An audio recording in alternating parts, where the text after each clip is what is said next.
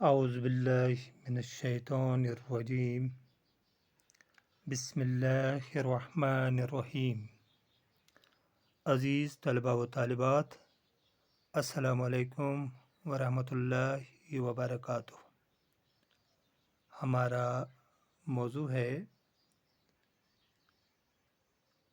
قصیدہ شہر آشوب، جو مرزا محمد رفیع سودا کا لکھا ہوا ہے۔ آج ہم اس قصیدے کا 19واں شعر بیان کرنے جا رہے ہیں، تو چلتے ہیں، لیتے ہیں 19واں شعر۔ 19واں شعر ہے: بیتال ہوئی شیخ، بیتال ہوئی شیخ جو ٹک وجد میں آ کر سرگوشیوں میں پھر بد اصولی کا بیان ہے۔ اس شعر میں جو مشکل الفاظ ہیں ان کے معنی بتاتے ہیں۔ بیتال، بے سر، سر کے بغیر۔ ٹک، ٹک ہوتا ہے ذرا۔ ایک اور لفظ ہے سرگوشیاں، کانافوسی۔ اب آتے ہیں تشریح پر۔ 19واں شعر ہے۔ شاعر مرزا محمد رفیع سودا اس شعر میں شیخ سے مخاطب بات کر رہے ہیں کہ شیخ جب عرس کی محفل میں کافی حد تک وجد میں آ جاتا ہے اور سرتال کے ضوابط سے مخر جاتا ہے، تو محفل میں جو شریک لوگ ہوتے ہیں وہ آپس میں کانافوسی کرنے لگتے ہیں کہ دیکھو یہ شیخ سرتال کے اصول ہی توڑ ڈالا۔ اب آتے ہیں 20ویں شعر پر۔ 20واں شعر ہے: گر تال سے پڑتا ہے قدم تو سبھی ہنس ہنس کہتے ہیں کوئی حال ہے، یہ رقص زنا ہے۔ اس شعر میں جو مشکل الفاظ ہیں ان کے معنی: تال، تال کے معنی سر، قدم پاؤں، تو رقص زنا عورتوں کا ناچ، عورتوں کا رقص۔ اب آتے ہیں تشریح پر۔ 20واں شعر ہے۔ شاعر مرزا محمد رفیع سودا اس شعر میں بھی شیخ کے متعلق بات کرتے ہیں کہ جب شیخ سرتال کے مطابق ناچتا ہے تو لوگ ہنس ہنس کے اس کا مذاق اڑاتے ہیں کہ یہ شیخ تو عورتوں کی طرح ناچ رہا ہے۔ دوبارہ آتے ہیں تشریح پر۔ شاعر مرزا محمد رفیع سودا اس شعر میں بھی شیخ کے متعلق بات کرتے ہیں کہ جب شیخ سرتال کے مطابق اس محفل میں ناچتا ہے تو لوگ ہنس کے کہتے ہیں کہ یہ شیخ تو عورتوں کی طرح ناچ رہا ہے۔ اب آتے ہیں 21ویں شعر پر۔ 21واں شعر ہے یہ رہا 21واں شعر۔ 21ویں شعر میں ہم پہلے پڑھنے جا رہے ہیں۔ آرام سے کٹنے کا سنا، آرام سے کٹنے کا سنا تو نے کچھ احوال، جمعیت خاطر कोई सूरत हो कहाँ है। इस शेर में जो मुश्किल अल्फाज हैं उनके माना पहले बताते हैं। जमीयत के माने हैं इत्मीनान, तसल्ली। एक और लफ्ज़ है इसमें सूरत। सूरत के माना है हालत। अब आते हैं तशरीह पर। 21वां शेर है ये।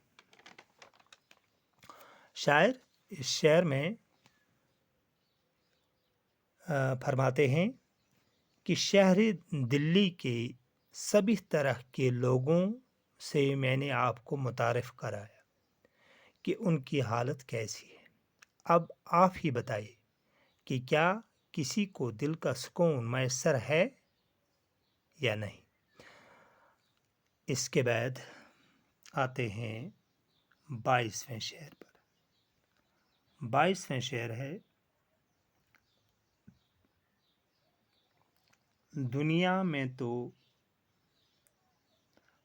में तो आसूदगी रखती है फकत नाम, उकबी में ये रखता था कोई, उकबी में ये रखता था कोई, उसका निशान है। तो इस शेर में 22वें शेर में जो मुश्किल अल्फाज हैं इसमें उनके माना बताते हैं। आसूदगी है एक लफ्ज़ इसमें,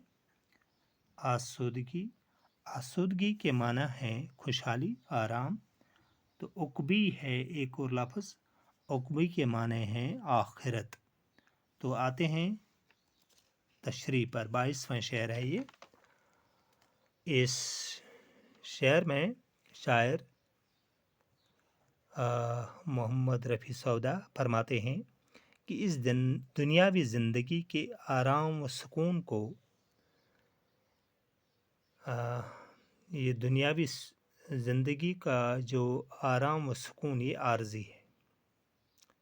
शायर इस शेर में दुनियावी ज़िंदगी के आराम व सुकून को आर्जी करार देते हुए फरमाते हैं कि इस दुनिया में खुशहाली तो बस नाम ही तक महदूद है, और अब्दी सुकून व आराम तो बस मरने के बाद ही नसीब वालों को नसीब होता है। दोबारा आते हैं तशरीह पर। 22वां शेर है। शायर इस शेर में इस दुनियावी ज़िंदगी के आराम व सुकून को आर्जी करार देते हुए फरमाते हैं कि इस दुनिया में खुशहाली तो बस नाम ही तक महदूद है, अब्दी सुकून व आराम तो बस मरने के बाद ही नसीब वालों को नसीब होता है। अब आते हैं 23वें शेर पर। 23वां शेर है, ये रहा 23वां शेर। सो उस पे तायकुन किसी के दिल को नहीं है। तायकुन होता है यकीन। सो उस पे तायकुन किसी के दिल को नहीं है, ये बात भी गोइंदा कहने वाला, गोइंदा होता है कहने वाला, ये बात भी गोइंदा ही का महज गुमा है। तो जो मुश्किल अल्फाज थे उनके माने हमने बताए। तायकुन के माने यकीन, गोइंदा के माने कहने वाले, और गुमान का मतलब होता है ख्याल, वहम। तो आते हैं तशरीह पर। ये 23वां शेर है। शायर इस शेर में फरमाते हैं कि लोगों को इस बात पर भी शायद यकीन नहीं है कि दूसरी दुनिया में खुशहाली और सुकून होगा। ये शायद कहने वाले का सिर्फ अंदाज़ा है, वहाँ पर भी इन चीज़ों का काल होगा, कहत होगा। ये है 23वां शेर। अब आते हैं 24वें शेर, जो इस कसीदे का आखिरी शेर है। 24واں شعر پڑھنے جا رہے ہیں ہم۔ یہاں فکر معیشت ہے، یہاں فکر معیشت ہے، تو وہاں دگدگہ حشر، آسودگی ہر فیصد، آسودگی ہر فیصد، نہ وہ یہاں ہے نہ وہاں ہے۔ اس شعر میں جو مشکل الفاظ ہیں ان کے معنی بتاتے ہیں۔ ایک ہے اس میں فکر معیشت، فکر معیشت ہوتا ہے روزی روٹی کمانے کی فکر، فکر معیشت۔ ایک اور لفظ ہے اس میں دگدگہ، دگدگہ حشر، دگدگہ حشر ہوتا ہے روز حساب کا خوف، روز حساب کا خوف۔ تو آتے ہیں تشریح پر۔ آخری شعر ہے، 24واں شعر ہے یہ۔ شاعر اس شعر میں فرماتے ہیں کہ یہاں اس زندگی میں انسانوں کو روزی روٹی کی فکر لگی رہتی ہے، اور آخرت میں اپنے نامہ اعمال کی فکر ہوتی ہے۔ غرض یہ ہے کہ نہ اس دنیا میں سکون و آرام ہے، اور نہ مرنے کے بعد سکون و آرام کی گنجائش ہے۔ اس شعر کی تشریح دوبارہ کرتے ہیں۔ شاعر اس شعر میں فرماتے ہیں کہ یہاں اس زندگی میں انسانوں کو روزی روٹی کی فکر لگی رہتی ہے، اور آخرت میں نامہ اعمال کی فکر ہوگی۔ غرض یہ ہے کہ نہ اس دنیا میں سکون آرام ہے، اور نہ ہی مرنے کے بعد سکون و آرام کی گنجائش ہے۔ یہ تھا آج کا ویڈیو جو اختتام ہونے جا رہا ہے۔ تو اگلے ویڈیو میں دوبارہ ملاقات ہوگی انشاءاللہ۔ تب تک کے لیے اجازت، خدا حافظ۔